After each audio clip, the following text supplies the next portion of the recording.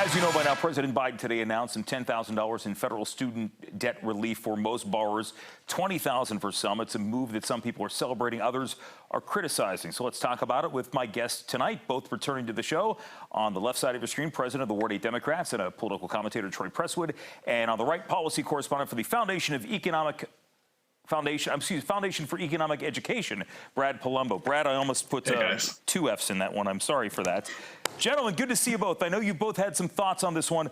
Troy, I want to start with you. This has been something that many people wanted President Biden to do. Still today, there are some that say this didn't go far enough. What's your take? Yeah, so I think we should start with, the fact that this is a big deal for the president, right? He campaigned on this. He can legitimately check this off as a win in terms of saying, I'm going to reduce student loan debt or cancel some student loan debt, and he certainly has done that. Now, question is it enough? I don't think it is. It's a great start. It's a great down payment. But let's be real here. There are a lot of people who are still going to struggle with the yoke of student loan debt in this country, especially Black and brown borrowers. I'm one of those borrowers who had to take out loans and still paying on student loans, probably will be paying on student loans till I die. And so it would have been great had we actually had a really big a wipe away of student loan debt in this go around. It would have certainly helped others who want to buy homes, who want to have children, start families, all of those things. And so I think it's a good first start, Jim, but I think more needs to be done. Brad, we know that the likes of Bernie Sanders and Elizabeth Warren on the campaign trail back in 2020 have said they wanted to wipe it all out. And Bernie Sanders even right now is saying the president can do more than this. But why do you believe that this should not be on the table, period? Well, because, Jim, it makes a sucker out of people like me. Honestly, President Biden is having a laugh in the face of people who were financially responsible. I went to a public college where I got a scholarship. I started working nights as a security guard a week before my freshman year even started, and I graduated in 3 years, taking a credit overload to save that fourth year's tuition costs so I wouldn't have student debt. Turns out I'm a sucker, Jim. I should have taken those 24-hour shifts I did on some long weekends, and I should have been out at the bars with my friends, because if I just racked up $10K, well, guess what? It would have been passed on to taxpayers, and that's what we're talking about. There's no such thing as student debt cancellation. There's only transfer. This will cost, according to the Wharton School of Business, more than $300 billion to the taxpayers. That comes out, it averages out to more than $2,000 per federal taxpayer. That's a lot of money. And what you're doing is taking money from working class taxpayers who are struggling right now, and it's going to college graduates or people who attended college. And guess what? They tend to be a wealthier, more affluent slice of society. That's why people go to college, Jim.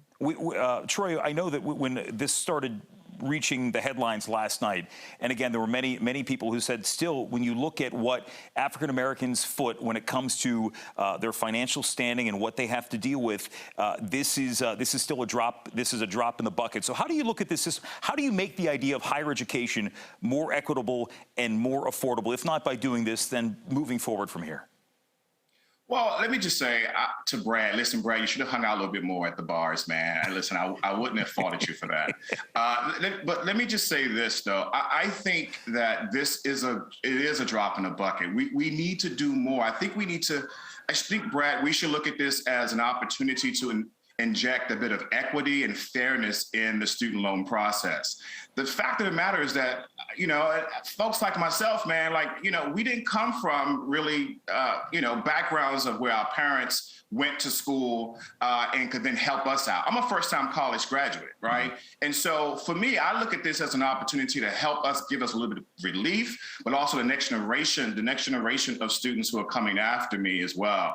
This is what it's about for me. And I think for those of us who are people of color, or those of us who are struggling, you said this is about taking money away from working class people. This is an opportunity to help working class people. I look at this. There are income caps here. There is opportunities for lower payments going forward in the future for those who want to, again, buy a home, invest in a business, do the things that all of us Americans want to do. So I look at this as a win-win. It's still not enough, though, Jim. I want us to have even more investment, especially in these communities that are marginalized, that are under-resourced. But I do want to say, for sure, this is a win for the president. It just needs to be bigger. Okay, so Brad, I want to give you the same question I asked Troy here, because if you had your say, if there were ways to look at this process and make it more equitable moving forward, where you didn't have to say, we're going to cancel student loan debt in this way or another way, how would you look at this situation?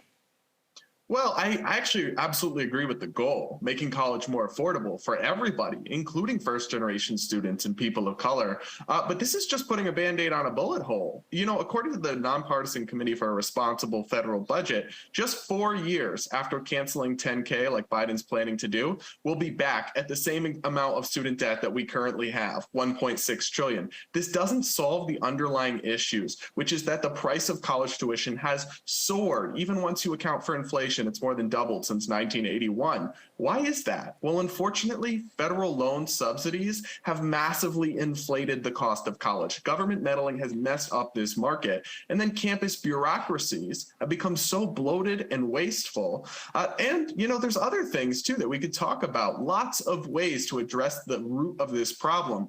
Student debt cancellation doesn't do that. It doesn't actually solve any of these problems.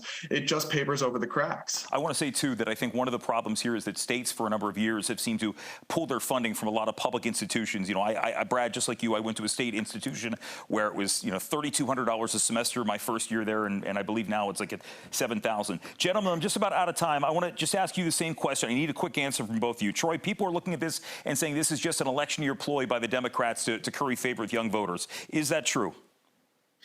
Listen, what happened today will be impactful for a number of voters across the country. I don't think it's an election year ploy. I think it's something that's necessary, and it will be impactful. Again, it needs to be bigger. Brad, same question to you. Is this an election ploy, or is this something that that this was the best possible option out of what you would say would be the worst possible options here? It's a cheap stunt to buy votes ahead of a rough midterm. It's actually going to be struck down by the courts because the president doesn't have the authority to do this legally without Congress. So it's just Democrats doing it now already leading in the purposes. midterms. There has been debate. Democrats already leading in the midterms.